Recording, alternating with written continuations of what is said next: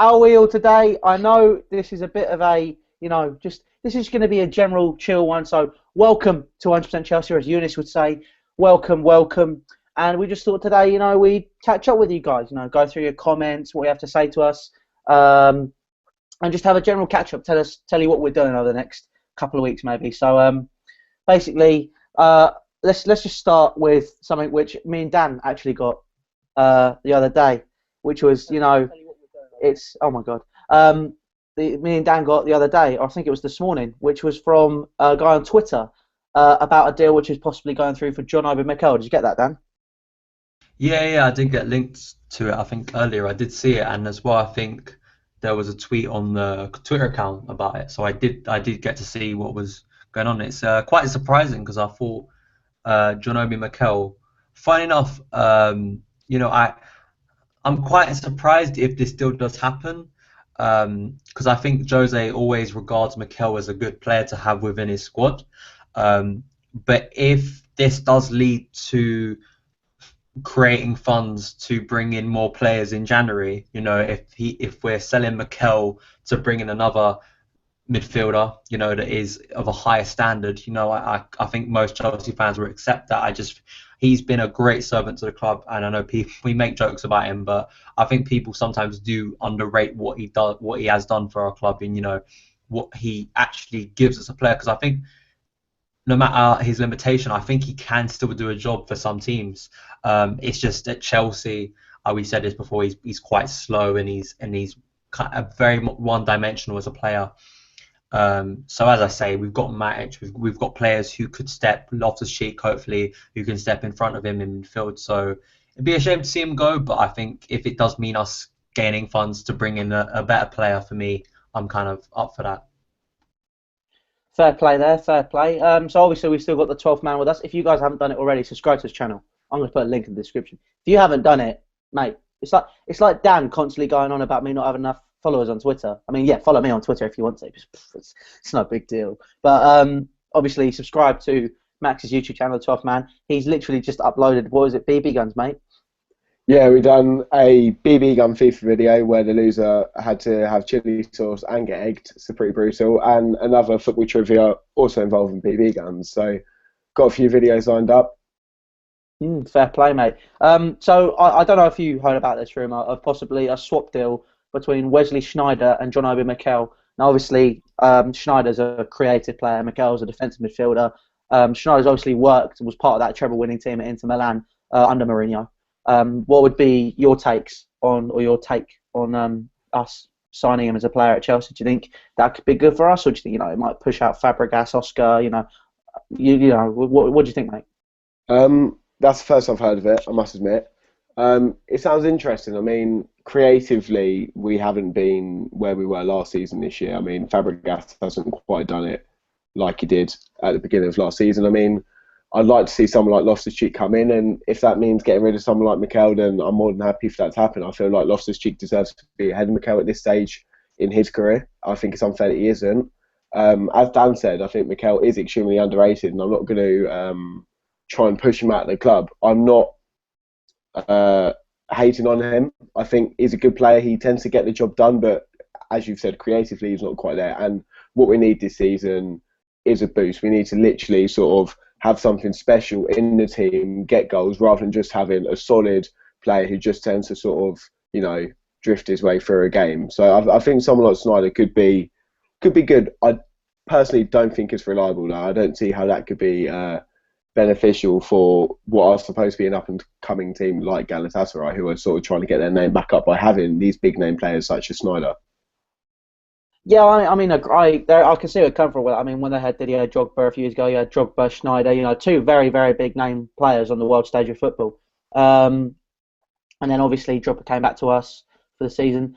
But I think, like you're saying, as much as I don't like Mikel, I've sort of grown to sort of not accept him, but more, realise what he can do for us this season. Whereas beforehand, he doesn't do anything. I watch him now, and there's when he's on the pitch, there's a certain solidity sometimes. Not all the time. An example of when I feel he wasn't great. Was in the Liverpool game.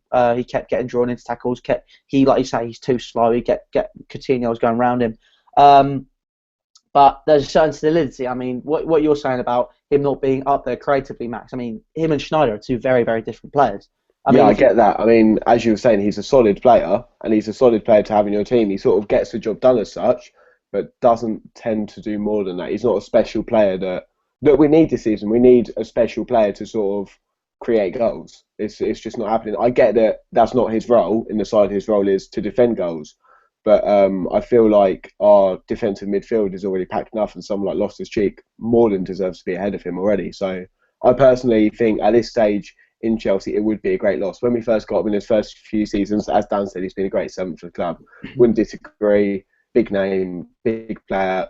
Very fond of him. Very fond of his career at Chelsea. But I think that it's more like a short-term solution in my eyes with how the season has gone. Mm-hmm. So you think Schneider would be good, but it'd only be a short-term solution? Because he is getting on a bit as well. Yeah, that's it. Personally, I think it's just trying something this season, like what we done with Samuel Eto'o a few seasons ago. It was never really going to be longer than one season. I mean, there's one guy in the comments here. So Mark Ugel, sorry, I forget your name, mate.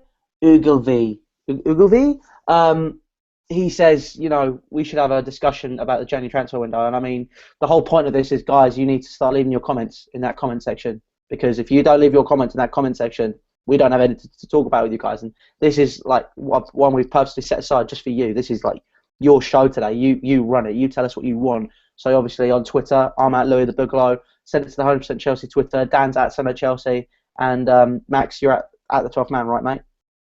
Yeah, you could tweet my personal one as well, which is at MaxPerry98. Yeah, okay. So if you just tweet us all your questions, we can just go through it all for you guys. So obviously, this guy here is saying have a chat about the January transfer window. Obviously, we need to strengthen significantly, considering the first half of the season. Obviously, it's going to be difficult to bring in marquee signings or big players in January because most of them get snapped up in summer. I mean, there's the odd player where you can pick up a good player you can pick up in January, but this is mainly just, I guess, strengthening depth in January. But we need a lot of significant strength on the face of things, right? I mean, I do agree. Yeah, definitely. I mean, I think there were certain things as we go back to the summer transfer window, mistakes that were made, not going in hard enough for players that we clearly needed. For me, if I was to do some analysis right now, I think we need another centre-back. I think we need another central midfielder or defensive midfielder. And for me, and you add to that a striker. I'd probably put the central defensive midfielder last in that list, simply because I think we've got a player in Loftus-Cheek who should be playing more. I'm not saying we don't need a defensive midfielder. What I'm saying is I think in priority, if I was to sit here and say you only get two signings in January, striker and centre-back, they're the two we desperately need. There have been rumours coming out that in terms of defensive options, that Jose has listed Stones again. They want to go in for Stones. As I think I said on here a few weeks ago that I think that the option to try and get John Stones may be harder now. I think Everton are going to ask for even more. Well, he's got a buyout clause of £38 million in his new contract. So if Chelsea do go in there, and we do know John Stones himself personally was very willing to come to Chelsea, I don't know how willing he is now, considering our form. Maybe that's changed his mind, but I don't know. We don't know as a player how he feels about that. A player I'd love to see come in, because I think he'd work really well, and I can see Zuma and John Stones as a partnership for Chelsea going forward in the future years. Another one is Marquinhos from PSG, very good defender who we went in for weirdly on the last couple of hours. It comes out that we were in for him, never going to get him in time. So I think those are the two options, the two realistic options for me. Striker, I think we've got a few options. I'm happy to hear, as I kind of talked about on Let's Talk Chelsea on Thursday, that Hernandez. Now, for me, that was just you talk about Schneider. I think at this stage of where we are as a club at the moment, I was thinking this can be a blessing in disguise, and I don't want to sound the way I'm saying this bad period, because it's a time for the club to change certain things mentality wise within the last decade, sticking by a manager and playing youth. Those are the two things that should come out. If we don't win any silverware and we don't get top four, the two things I want to see come out of this season is sticking by our manager through tough times and playing more youth. And I think those are the two things as a club we need to change mentality-wise that hopefully can come through this season. Going up front, I think Hernandez, for me, is a bit of a waste of time. He can definitely do a job. He scored goals, but I don't think it's the best option. The thing I thought about Hernandez, I can't speak tonight. The thing I thought about him was, I never saw him as a starting striker. He was only really effective for Man United coming on off the bench. I think if Diego somehow finds his form again, we're looking at a second striker. But you'd like to get someone who long term can replace Diego. For me, I'm looking at Mario Icardi from Inter Milan, Aubameyang from Borussia Dortmund. These are players that are going to be very hard to get in January, don't get me wrong, and they are on the wish list. So to consider to try and get these key players off clubs, it's going to be very difficult. I'm just saying younger options. Or what we do is bring back Patrick Bamford from Crystal Palace, who's getting 0 game time there, who isn't doing anything there. Alan Pardew's not playing him. I think the reason Chelsea sent him to a club this season was to get more experience, was to upgrade. So he was at Middlesbrough, he was at Derby, I think he was at, where was he? He was at Derby the year before, then he went to Middlesbrough last year. So he's kind of been, or was it MK Dons? I think he was at MK Dons. So he scored goals at League One level, moved up to Derby and Middlesbrough, scoring goals consistently, playing week in, week out at Championship level. This year they wanted to move him up to a Premier League level where he could start scoring goals there. He's not getting that time on the pitch for whatever reason. So I think we should bring him back in and give him some game time, whether that's an FA Cup. Once again, it's just a change of mentality within the club, and I think it is. I don't know if we can recall him from the loan. I know that there are certain stipulations within a loan that mean that you can't. So I don't know, but there are some options personally that I can see. A lot of them are going to be very difficult, but I think from the rumours we're hearing is Jose is getting the backing of the board, and the board are accepting that mistakes were made in the summer, and they're going to give him the funds to go out and spend money. So that's which is what we need. We need to go out and spend money. It's as simple as that. Like you're saying, January is the most difficult time to get players, without a shadow of a doubt. In January, you're going to struggle to sign world-class players. I mean, it's stupid. Well, maybe we can sign Messi and give him £600k a week. I mean, we spend a lot of money. I mean, Arsenal fans have been going on about it, saying, we're going to sign Messi, £600,000 a week. Yeah, but you're just moaning about us spending money. But I won't go into that.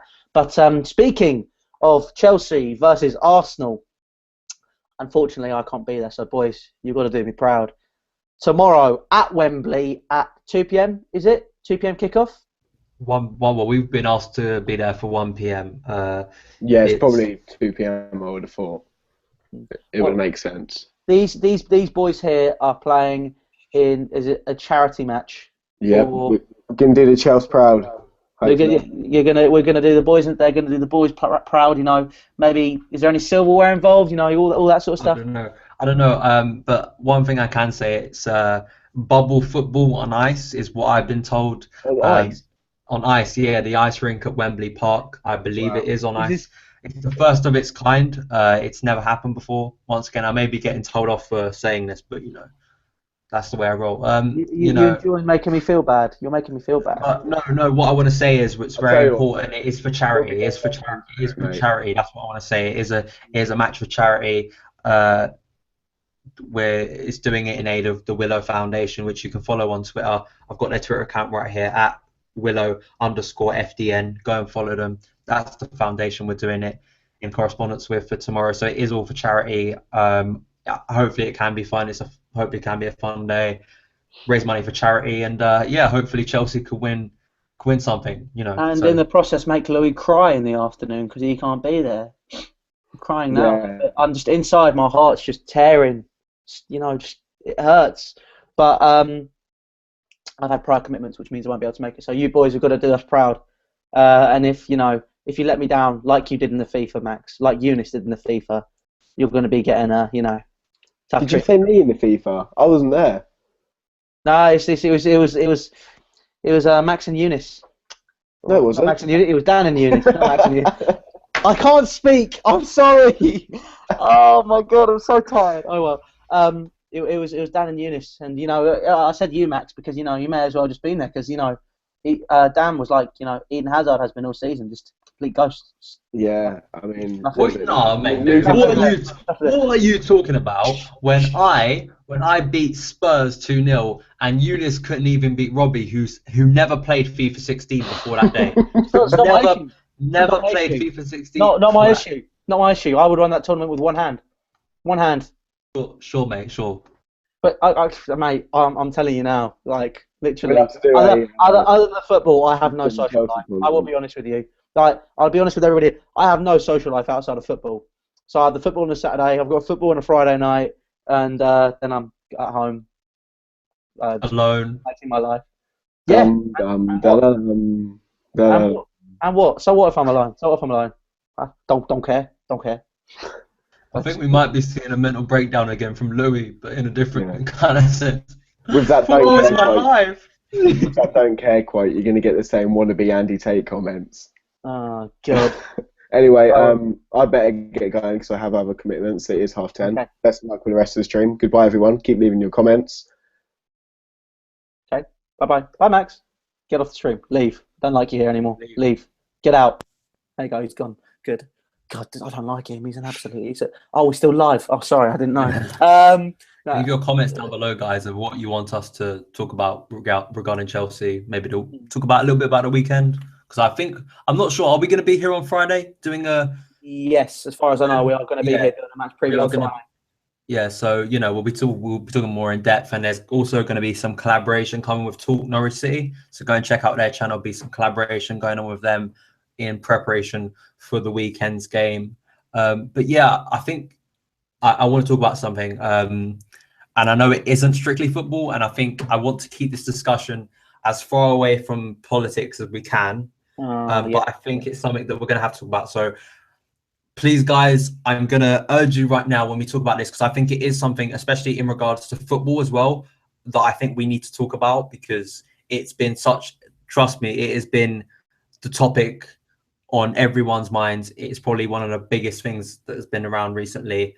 I think we should spend, and also because it does relate to football, because of the England game tonight, it's the Paris attacks. I think, so once again, people, if you do have political opinions, we're going to try and not add, it's just we want to send our sympathy and also talk about what happened at England, Wembley tonight, because I thought it was quite heartwarming and special how, football kind of came together tonight. And, when you watched it, or I was watching it, it was almost quite a humbling experience, just to see all those people, solidarity. So obviously the French, three French words, which I guess stick out, or what the French motto basically is,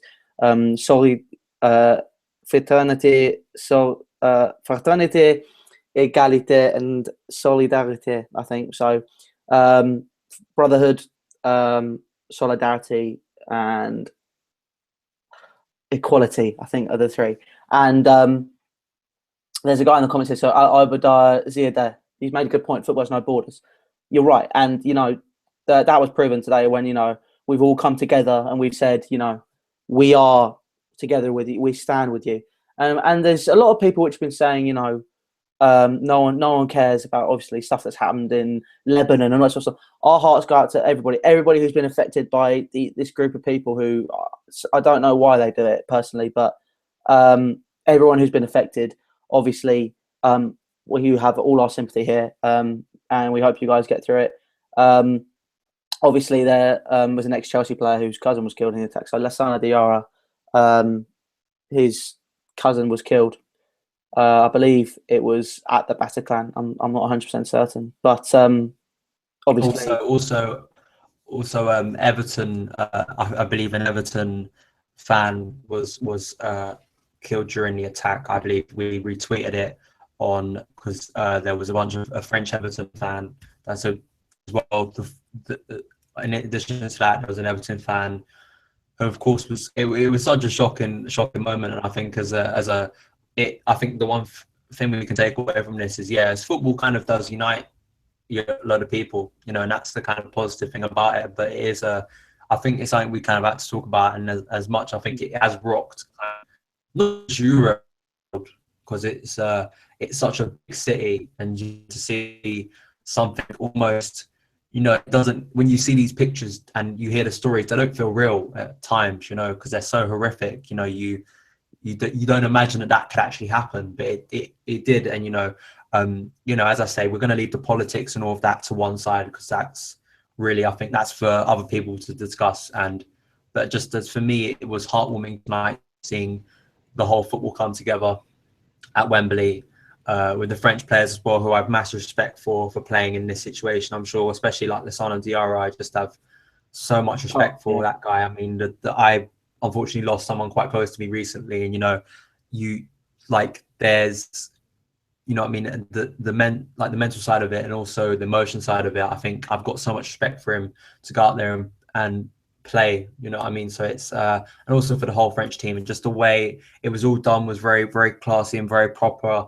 And I thought, I think everyone kind of stood still, and even if you weren't at the ground, you were silent for that minute, and you were silent throughout that period, because it was just, as you said, it was quite a humbling experience. So I think we just had to dedicate that to that. But as I say, guys, leave in the comments below your thoughts on what the maybe your tributes, your feelings towards the people in those attacks, if you want to say anything towards that. And also, what did you think of the game tonight? How do you think England played? It is kind of weird to talk about the game, even now, to try and do some analysis of the game. But also, it's kind of weird because I was thinking, even though it's a win, it doesn't feel like a win, if that makes sense. I personally, I watched the game, but I didn't really care if it was a win or a loss or a draw. All I felt was important was, normally when you think friendly, you think, oh, brilliant, England should win this. We should do this. We should do that. But here, I was going, win, loss, draw. This game is just to prove to people that we can come together and, we can be a unit. The humanity was, obviously we've divided ourselves. It wasn't somebody else who's done it. We divided ourselves by class, religion. It's we separated ourselves, and tonight proved that even with those divisions, people can all come together and just realise how horrific this is. And I mean, the past few days have been without a shadow of a doubt. I've had my mind on it a lot of the time. On Saturday night, I was clearing out a flat, and I had to get the tube home. I can safely say that I was not comfortable on the tube home, but I know that there are people we shouldn't be afraid to do what we want to do. We're just here, we're going to come together. We're a unit. I know I keep saying it, but we are a unit, and that's what humans are made for. We are built to work as a team, football team, rugby team, whatever team you are. You're here as a team. It's like we're a team. So you're me, Daniel, Eunice, Max. We're all a team. We all work together, and that's what humans were made to do. And yeah, it was a humbling experience just to see win, loss, draw, what people could do together. The French flags were flying. You had on the home of English football, you had the French flag. The French flag on the home of English football, and that was something you see. I just thought, wow. And just obviously it's an amazing experience to see, but it's a shame that it had to come in these circumstances. But yeah, I mean that's why I worded. I didn't want to set a set topic for today. Obviously, we've had international break. There's stuff to talk about, but there's international breaks are always difficult to pick stuff up. But something quite simple, just a catch up and just talk to you guys about stuff. I mean, it doesn't, like Dan saying, like that's not football related. It's not football related, but it's something which has touched everybody across the world in some manner. Whether it's France or at the Lebanon, or there's an earthquake in Japan, I believe, and there's stuff that was going on, and you had the Russian plane that was shot down. So this is it's a humbling experience to be part of the world right now. And just to prove that we're all together. But enough of me blabbing. Yeah, I think maybe what we should talk about is, as I say, looking forward to next game, because I mean, I don't think we actually got a chance to. I know I did a review for my channel. I know Eunice did the review for this channel in terms of Stoke. And personally, I mean, I don't think you did a video relating to the game, did you? No, I don't think I didn't. Yeah. I did one, but it wasn't great. So we'll leave Yeah. it there. So I mean, I think definitely now I'm able to. I have to say, you may have seen my video. Some of you guys may have seen my video. I still think it's probably one of the most painful defeats of the season, just simply because I thought we didn't deserve to lose. I mean, we've seen some shambolic performance in front of our eyes, Southampton, Liverpool at home. You know, the list goes on of games where I've looked at our team this season and thought we've absolutely deserved to lose. And you know, I think, but in a way, I think if we're going to look at this logically and kind of move on, do you think there were positives to take from that game? I think personally, I feel that Eden Hazard, you know, seemed to be for 2 games. I know he was only on for Dynamo Kiev for about 11 minutes, but to show that same intensity. I know we're gonna, as I say, we'll go into team nights more, but I think it is appropriate to kind of look forward to the next game. What would you do on Saturday in terms of players? Because I personally think I'd still play Eden Hazard because I thought he stepped up and looked like the one who always wanted to make something happen. He definitely, definitely didn't become a ghost in that game. You know, so I know you're probably going to disagree with me, but You know, I'm going to be very careful what I say about Eden Hazard after my last player ratings video because that didn't go down too well. I was, mate, you, I honestly, I will be honest, I had panicked. I was thinking Eden Hazard. What do I think of him? And then I thought of when I was watching the game, and I just thought straight back to something really good he did. I was like, oh, I did that really well. Okay, 4 out of 5. And then afterwards, I watched it back, and then I watched the game back, and I kept watching it, and I was there going, Louis, you're a muppet. But why did you do that? Why? it wasn't too good after a 3-1 defeat at home to Liverpool, looking up and seeing a Hey. 4 out of 5 for any of those players. Well, next time I'll be incredibly harsh. So if you're going to mind about it being harsh and mind about it being too nice, you know, we'll eventually find a middle ground. But you know, I thought Hazard against Stoke was. I wouldn't say he was a ghost, but I wouldn't say he was incredibly proactive. Last season you could watch him and say, "Oh, wow, what's he done there?" So it's like he was proactive. He knew what he was doing. And I thought in that game against Stoke, there was just short little spurts. It's good to see, you know, those short little spurts, but they were still short, and I expected a little bit more. I still think I don't think anyone apart from Willian. I still can't say that none of the Chelsea players, as I say, apart from Willian, look on their game. Look like maybe Azpilicueta is the only other one who looks the same as last season. I can safely say that, like, literally all the other players still are not raising their standards enough to where they should have been. For me, I just don't. I know Eunice put it as being cursed. I think that's a bit too dramatic. I just felt in that game the ball just wasn't landing for us. Currently, as we know, with bad form, luck doesn't go your way. It kind of it goes that way. So I don't know. I think the only thing we could say is players didn't take enough shots again. Maybe trying to do too much around the box, but then Loic Remy, we should have had a penalty. I'm sorry, it's just like looking back at it again. He did impede him, yeah. He impeded the player. You impede the player. I know people say maybe in the comments going, "Oh, but there was no contact." That's not in the rules. The rules are if you impede a player, if you weren't, like, do you know what I mean? So it's like if Jack Buckland wasn't there, Loic Remy doesn't lose his balance. Quite simple. Do you know what I mean? So it should have been a penalty. In the laws of the game, it should have been a penalty. And once again, Loic Remy stumbles after he gets past Butland. Last season, he doesn't stumble and he sticks it away quite comfortably, and it's 1-1. I think there were several other times Pedro hit the post, you know, cut in, lovely curling ball. And, you know what I mean? Last year, it hits the post and goes in, or it just finds its way into the bottom of the net. You know, it doesn't hit the post.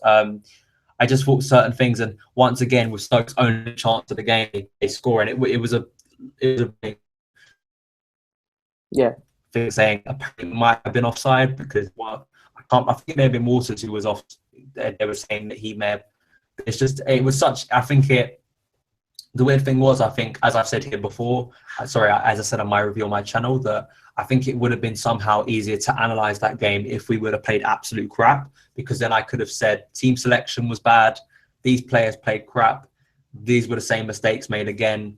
I feel maybe you disagree, but I felt coming out of Stoke very empty to try and analyze it, because I thought we'd finally seen some fight from the players. You know, Mm. they were you could clearly see they were working hard. They were getting in there. The luck wasn't with them. So I think so. As I was going to say, what do you think we should do on Saturday, guys? In the comments below, what do you think should be done on Saturday in terms of team selection and tactics? Personally, I think I saw a comment earlier saying how winnable is this game against Norwich. I don't know. That's the thing. Whereas last season or the past few seasons, you'd have to go, right, that's a winnable game, that's a winnable game, that's a winnable game, that's a winnable game. When I looked through the fixtures, I remember looking through at the beginning of the season when we thought it was just a slow start.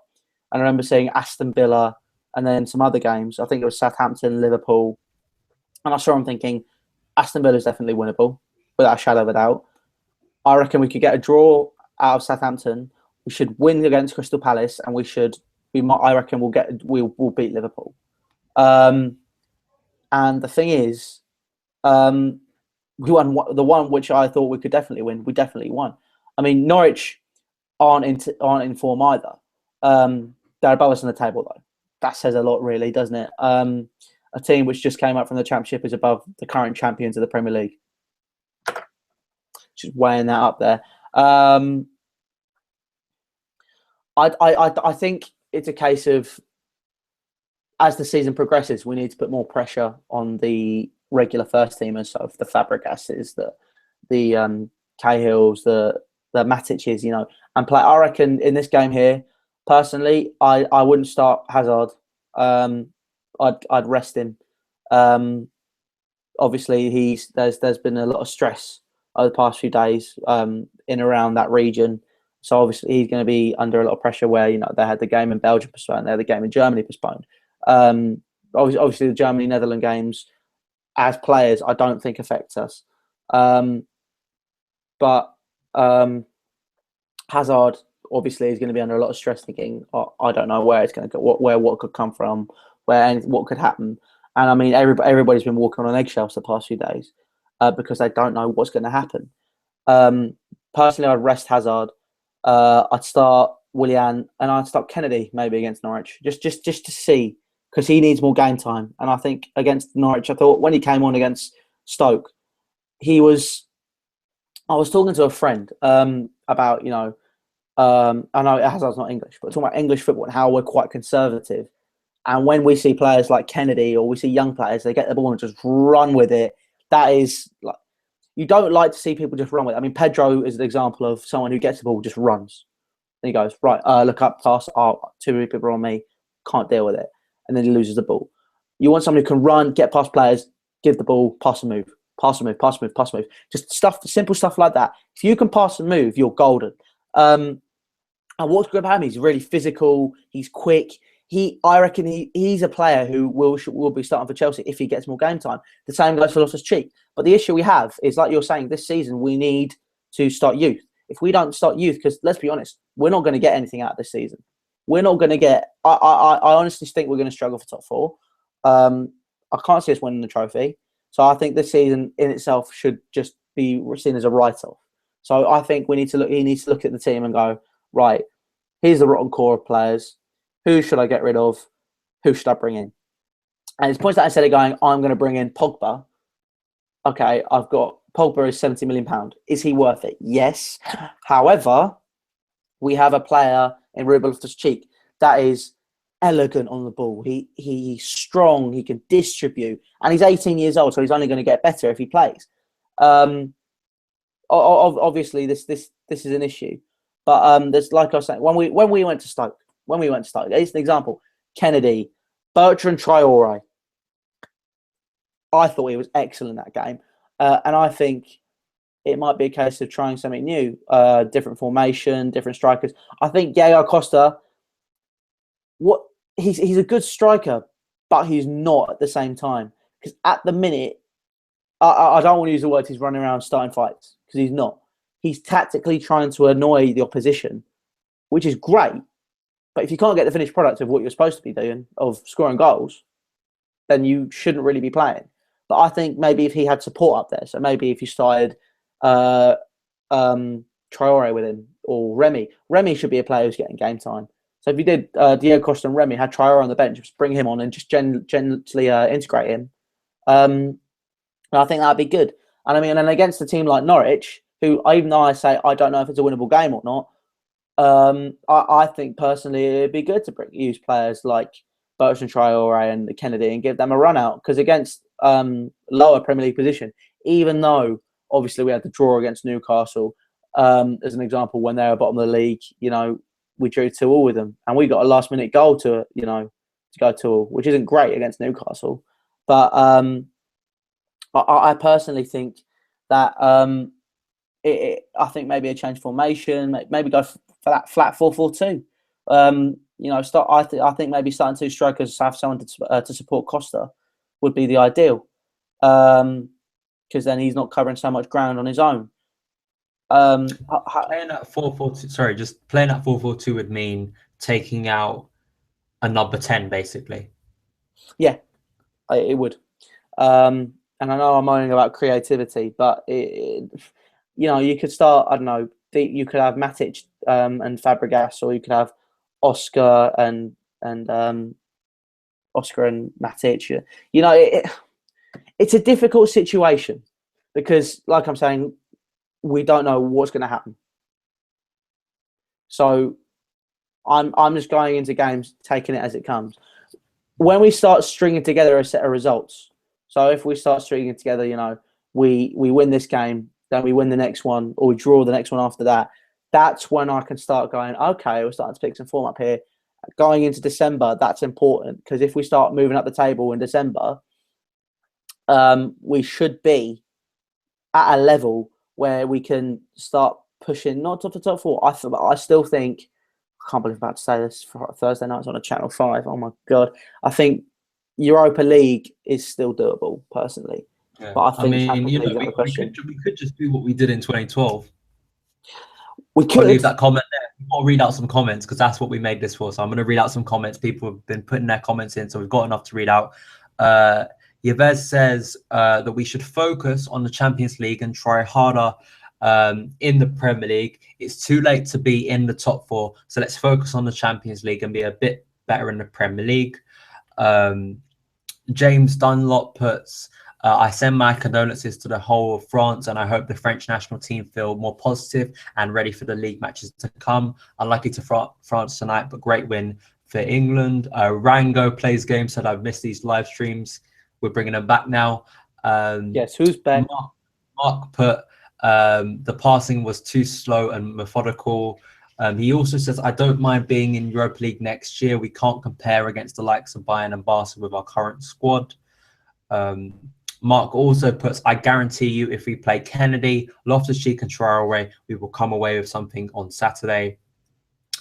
And that's what I'm saying. Like if we do, we will come away with something on Saturday if we play them, if you ask me. Because there's no hunger in that starting 11. You talk about Diego Costa and kind of, for me, funny enough, who was I talking? I think I was talking to someone last week about Diego Costa, and I kind of talked about, I think it was an opposition fan, because I don't think they were that fond of Diego Costa, but we were having kind of an intelligent discussion about him as a player, and I said, last season, if you want to see Diego Costa as the striker that we know he is, at Diego Costa at his best, for me, Everton 3, Chelsea 6. For me, if I was to sit someone down and tell you this is Diego Costa at his best, I will show them that game. In that game, he scored goals. His movement was exceptional. He got in the head of the Everton defenders. He got in fights. You know what I mean? He used his aggression, and he scored 2 goals, 2 crucial goals. He scored the first one and the last one in that game.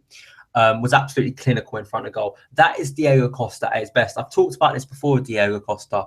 Last season, I think what he did so well, it's no matter how many people say, oh, he shouldn't be doing this in a game, and do we really want to play that's aggressive? Diego Costa, if we're talking about in this season, if we're talking about what he did against Arsenal, that's not the Diego I know. Literally trying to knock someone out is not the Diego we saw last season. Diego, if you were talking about like a game, just to say a game last season where he'd score a goal, usually what would happen, he'd square out to the defender because that's what he does. He'd get in their heads, be quite aggressive. Sometimes maybe he wasn't as, he wouldn't do anything in the game, and then suddenly he'd pop up and score a goal and be clinical, and we needed him with the one chance he got in that game. And technically, I think Diego technically so much. I was watching him when he's playing for Spain the other night. I think it was probably one of his best performances for Spain because he finally seemed to actually appear on the pitch. Now, I've always said with him when he's playing for Spain, it seems they don't play for Diego Costa. They don't play. Spain don't play with the intention of having a number 9. They're still playing like they did before, where there's really no number 9. Do you know what I mean? No. And Diego is a traditional number 9 striker. He plays within that central area. So if you're going to play this sort of tiki-taka football where really there's a false number 9, it doesn't work with Diego Costa. I thought his movement is so underrated. And, you know, I'd always say to people who say that Diego Costa is just a battering ram, you know, I say, go and watch what he did. He hasn't done it this season. If he can get back to some form, it's finding that balance between what he had last season, not overstepping the mark, but still scoring goals and still staying on the pitch. He hasn't gotten a red card for Chelsea yet, somehow. He hasn't got a red card for the past 3 years. Yeah, amazing. A stat when you think about it. Diego this year, and one thing it's when you're being so aggressive but you're not doing anything in front of goal. You know, I actually thought Diego made some improvements against Stoke. You know, especially in that first half, he was looking quite dangerous. You know, he had a shot that was good. Was a fine save. I think it was from Butland using his legs. That guy, you just can't get past Butland. You know, he's a brilliant keeper. I thought he made some he kind of slowed down in the second half, didn't do as much. So, I mean, I think if Diego can find it, Diego is such a big part of the way Chelsea play. He has been. When Jose set up this team at the start of last season, you know, it is so based around Diego Costa. It's based around the movement of him, how he starts attacks, how he's hold up play. You know, if he can start playing well again, but these are all big ifs, you know, how long are we going to rely on the ifs? Because currently, every week we say, well, next week, you know, if this happens, and it doesn't, and we don't win a game. And, you know, I definitely think there needs to be a mixture of youth. Kennedy, I think definitely, if Hazard is really affected by that, then I definitely think we should take him out. Willian, for me, is just, you got to keep him in the team. There's just, for me, best player. Willian is without a shadow about the best player. You're right. Is did you see his? I think it was his goal. I think he scored a goal for Brazil, and just the skill. He literally in one touch got past two defenders that were in front of him. I saw a clip of it. Just incredible from Willian, and you know he's showing that this season. He's our big player. It's if you are playing two up front, because Bertrand Traoré, for me, you play him as a number 10, don't you? That's his position. He's a number 10. He's not a winger. So for me, if you're going to start him, which I don't think he will, if I'm being honest now. I think the best, I think Kennedy and Loftus-Cheek for me, I can sit here and say I think they have got a chance to start on Saturday, and I would start them straight away. Traoré did a brilliant, I thought when he came on against Stoke, did such a good job. Also, we've seen Baba Rahman now 2 games in a row. Let's hope he makes it 3. It's who do you, I think it's the centre-back partnership. Because I will continue to say that I think John Terry and Kurt Zouma at centre-back, I quite like as a combination. But we've seen from Stoke, do you change that again? Because I think one overarching theme about this is if we're going to pick up form, we also need to pick a selection that's quite, because it's constantly changing. You know, I don't think we've had one team that's exactly the same this season. Am I right? We must have made about, there may have been, I know people probably disprove this and say, well, no, there was this team. I think the last time I can remember us having exactly the same team back to back was maybe West Ham and Kiev away. I think those were literally basically the same teams. But other than that, our team have been changing every week, especially at the back. And when you make so many changes at the back so frequently, it doesn't help your back line. No, it doesn't. If you can have a solid back line when all players know exactly their positions, if, as I say, the more we play Baba Rahman, the better he's going to get. I thought he was absolutely brilliant against Kiev. Azpilicueta as well continues to play him at right back. I think the problem we have is who do you play in the 2 centre back positions?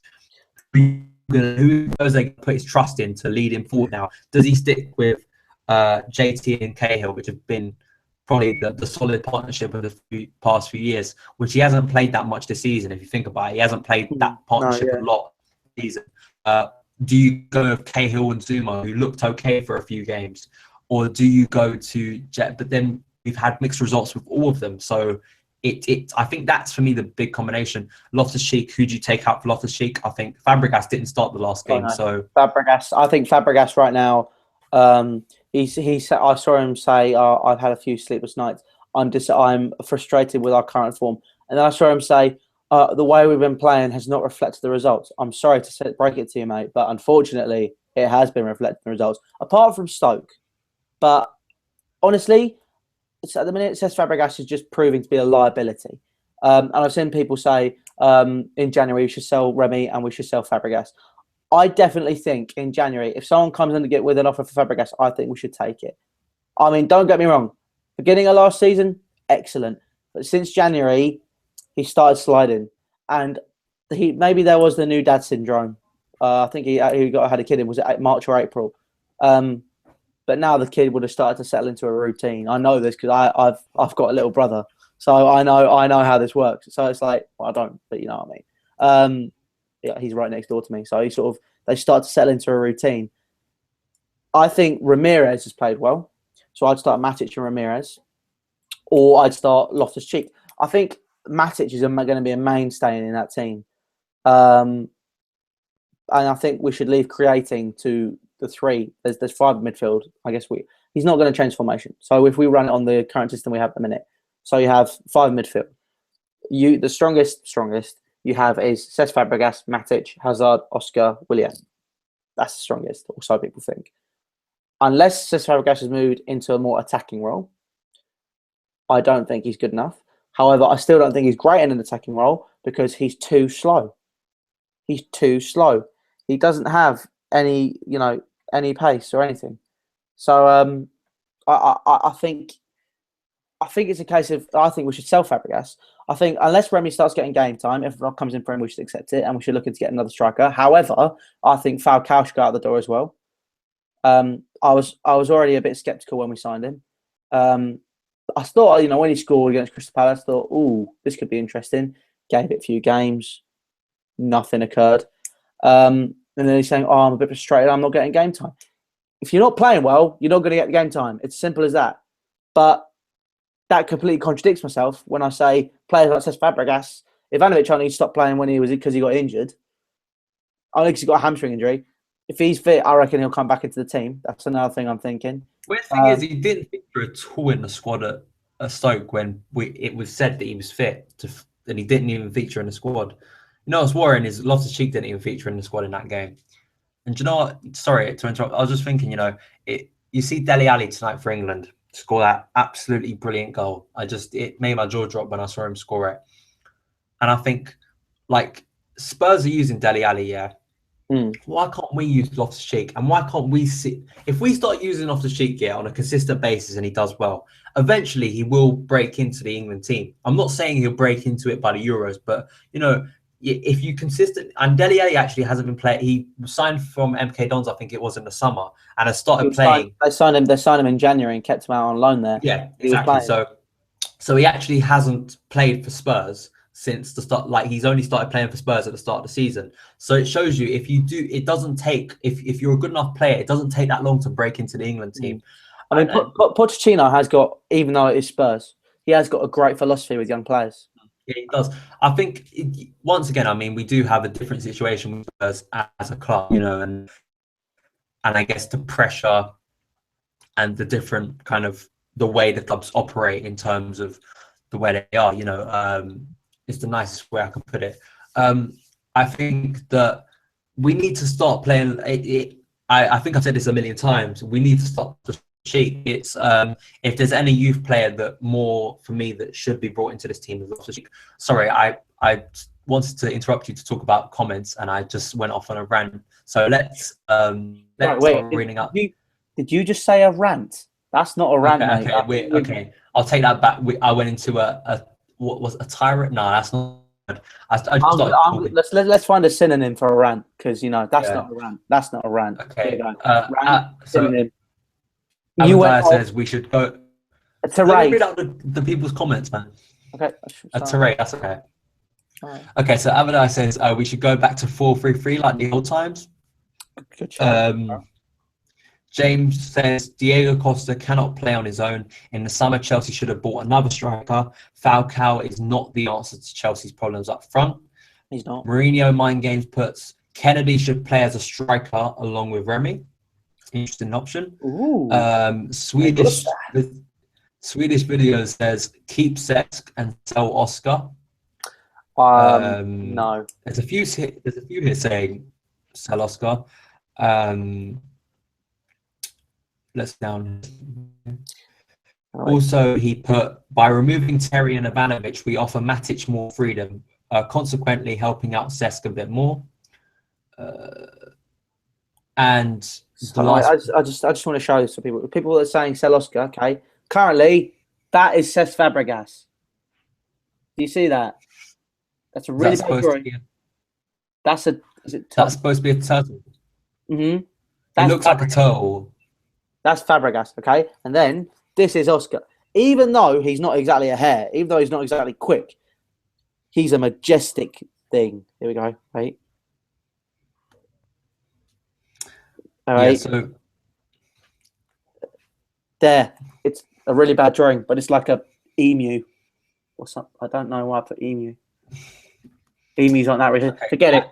It looks like a bad drawing of Bart from The Simpsons. That's how it looks on here. But no, I've missed Louis' drawings. That they were back in the old times of daily. What was it? Daily Blues. Daily Blues. They were the ones. So yeah, I mean, I think we should start to wrap it up at this point. We've been going, I think, just over maybe an hour. I think maybe just a little bit under that. Just a little bit under an hour. As I say, thank you guys so much for watching this stream. As I say, we will be back on Friday, I believe. Yeah. Yep, we'll be back on Friday. Eunice, hopefully, will be back on that point. But if he isn't, then it'll be me, Louis, and Max. We'll be talking in depth about the Norwich game. That will literally be dedicated to Norwich.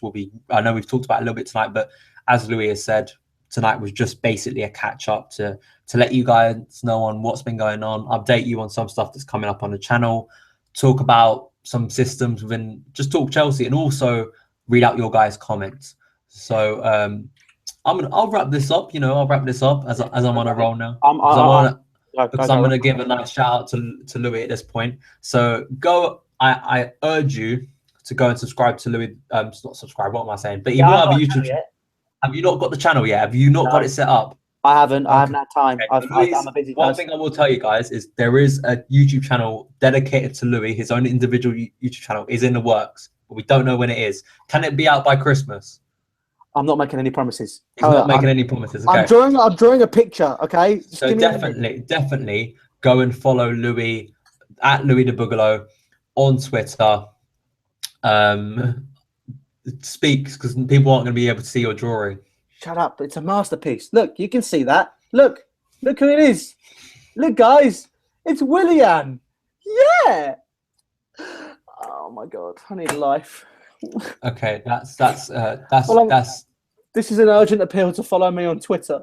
Yeah, so go and follow him on Twitter, guys. He is kind of, from what I've seen last time, he has improved his following, but definitely go and follow him on Twitter because he's a lot more active on there.